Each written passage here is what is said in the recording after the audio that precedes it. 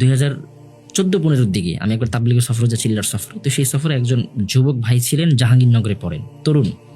তো সে খুব বুজুর্গ মানুষ, দেখলে বোঝা যায় না, দেশে ভার্সিটি পড়ুয়া, দেখলে আলেম মনে হয়, পোশাক আশাক সবকিছু। তো আমি ছিলাম জিম্মাদার, তো প্রায় সময় তাকে দেখতাম সে মন খারাপ করে বসে থাকে, প্রচন্ড মন খারাপ। একদিন তাকে খুঁজলাম পাচ্ছি না, তো গিয়ে দেখলাম সে ছাদে বসে, মসজিদের ছাদে বসে কান্নাকাটি করতেছে। তো এটা হলো আর কি বাদ আসর, আপনার গাছের জামাত ফিরে আসার পরে মাগরিবের আগে একটা সময় থাকে, অবসর সময় কান্নাকাটি করতেছে। তো একটা যুবক ছেলে ভার্সিটিতে পড়ে, বুঝমান, সে কেন কান্নাকাটি করবে? নিশ্চয়ই কোনো আর্থিক সমস্যা, ভাল লাগতেছে না।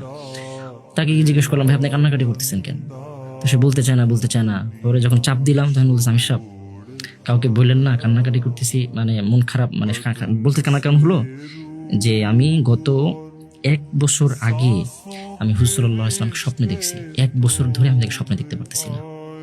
আমি এত দুরূদ পড়তেছি, এত আমল করতেছি, নিশ্চয়ই আমার উপর হুজুর সাল্লাল্লাহু আলাইহি ওয়াসাল্লাম এমন কোনো বদ আমলের কারণে, কোনো সুন্নত ছাড়ার কারণে আমার প্রতি এত গোস্বা করেছেন, এত ক্ষোভে আছেন যে তিনি আমার স্বপ্নে আসেন না। আরেকদিন দেখলাম, তার খিদমতের দায়িত্ব ছিল। তো দুপুরের খাবার রান্না করতে করতে জোহরের আগের সুন্নতটা তার মিস হয়ে যায়। তো মাসালা তো হলো জোহরের ফরজের পরে সেই সুন্নত আদায় করলে হয়ে যাবে, শেষ, কোনো সমস্যা নেই, কোনো গুনাহ নেই। জোহরের পরে দেখলাম সে মসজিদের কোনায় বসে সে হাত তুলে কান্নাকাটি করতেছে। একদিকে মসজিদের সামনে বাদ জোহর তালিম চলতেছে, কিন্তু সে তালিমে বসে না, সে মসজিদের কোনায় বারান্দায় সে কান্নাকাটি করতেছে। তো আমি তালিম শেষ করে তাকে ধরলাম, ভাই আজকে আবার কি হলো? আবার সে বলতেছে, হুজুর জোহরের আগের সুন্নতটা আমার থেকে মিস হয়ে গেছে। কোনো সমস্যা কি? তো আপনি জোহরের ফরজের পরে পড়ে নেন, এখন পড়ে নেন, সমস্যা তো নাই।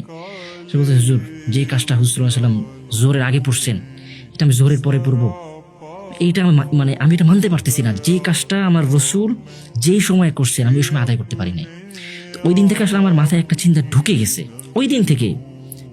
আগে বুঝি নাই। একজন যুবক ছেলে সে ভাবতেছে যে এই কাজটা আমার রসুল এইভাবে করতেন, আমার এইভাবে করতে হবে।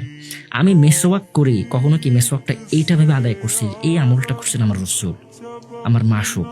আমি পাগড়ি পরি, আমি সুন্নতি পোশাক পরি, আমি মুচকি হাসি, আমি ছোট কোনো সুন্নাহ আমল করি, এটা ভেবে কখনো করছি যে এই আমলটা করতেন আমার রসুল? এই মহাব্বতটা যদি আমাদের ভিতরে থাকতো, তাহলে কোনো সুন্নত আমাদের থেকে আমরা ছাড়তে পারতাম না।